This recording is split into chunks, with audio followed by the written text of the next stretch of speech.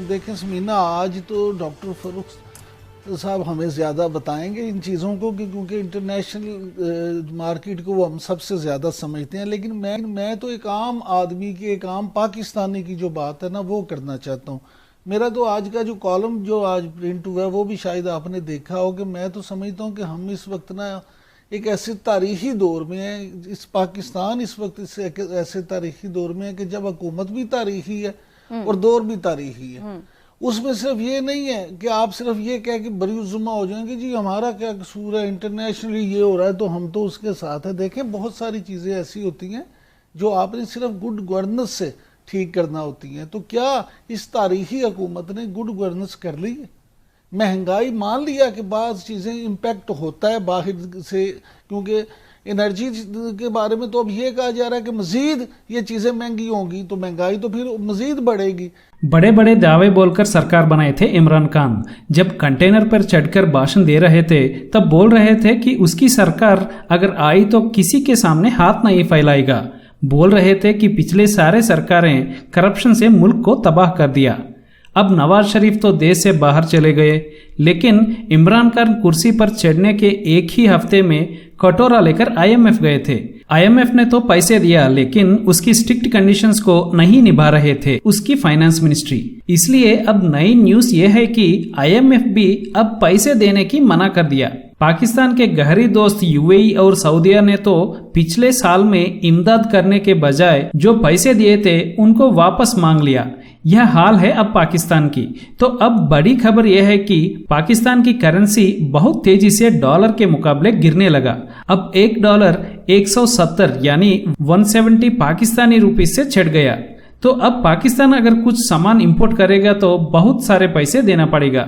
پاکستان کپاس کے بجائے اور زیادہ ایکسپورٹ نہیں کرتا، تو آنے والے دن پاکستان کو بہت مشکل ہونے والا ہے۔ اسی وشے کے بارے میں اس ٹاک شو میں ڈسکشن ہو رہا تھا۔ دوستو اس ڈسکشن بہت انٹرسٹنگ ہونے والا ہے، ضرور دیکھنا۔ اگر آپ کو اس ویڈیو اچھا لگا تو لائک اور سبسکرائب کرنا۔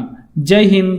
لیکن کیا آپ گڈ گورننس سے اس مہنگائی کو کسی حد تک کنٹرول کر سکتے تھے؟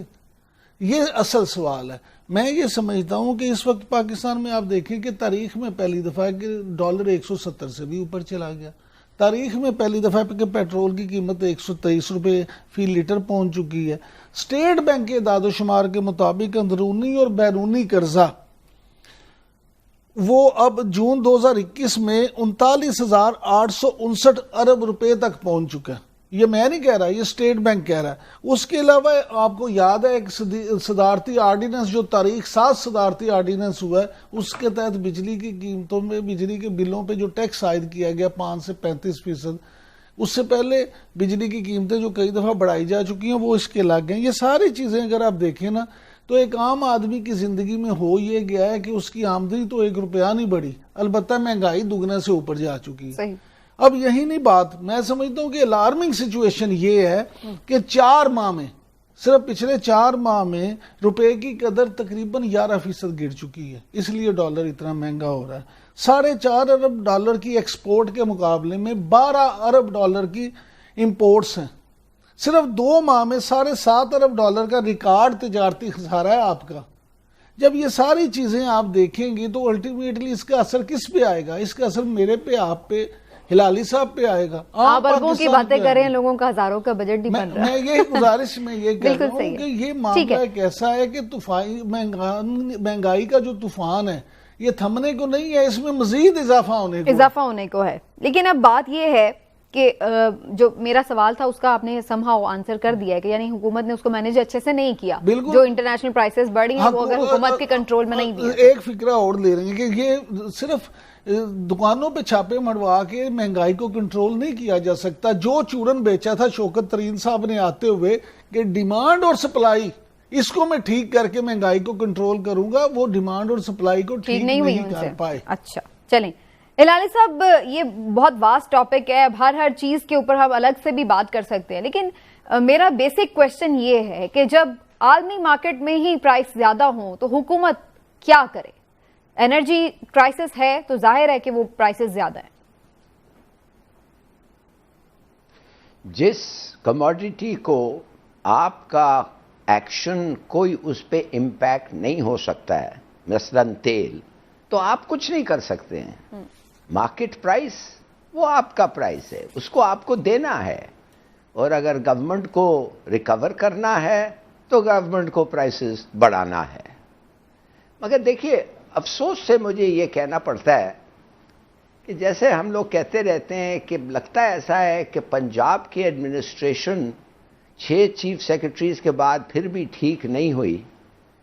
ایسا ادھر لگتا ہے کہ کافی سارے فائنانس منسٹرز آ کے چلے گئے ہیں, اور ادھر بھی مجھے ایک ریشنل پلان نہیں نظر آ رہا ہے. دیکھیے سیدھی سادی بات یہ ہے, کدھر جاتا ہے ہمارا پیسہ؟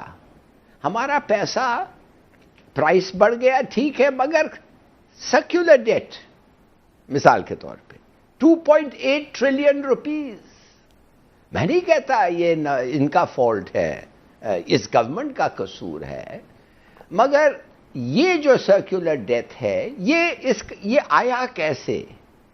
میں کہتا ہوں it's a result of fraud. یہ کوئی ایکسیڈنٹ نہیں ہے, یہ فراڈ ہے.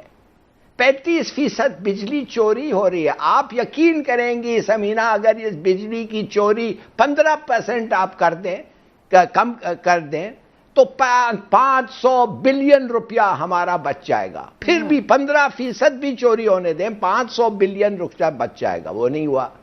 اب آپ کو میں ایک اور چیز بتاتا ہوں جو آپ اور بھی حیران ہو جائیں گے. یہ جو ڈسکوز ہیں کراچی الیکٹرک, یہ وہ کراچی الیکٹرک تو خیر نہیں, مگر حیدرآباد الیکٹرک, ہر شہر کا ایک الیکٹرک ہے.